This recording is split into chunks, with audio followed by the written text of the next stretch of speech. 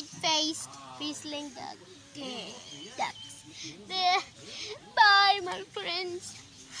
And I'm going to miss you guys. So cute little duckies.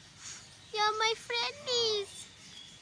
Just they listen to me when I whistle. If you find them, you whistle, they will come to you and move your hands.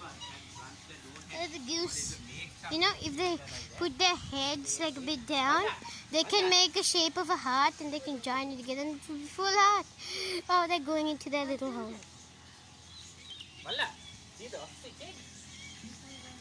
Ostrich egg? Oh, look at the ostrich eggs!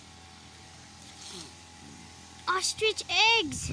Look at all the ostrich eggs, they take them. We could get a closer look. Ostrich eggs.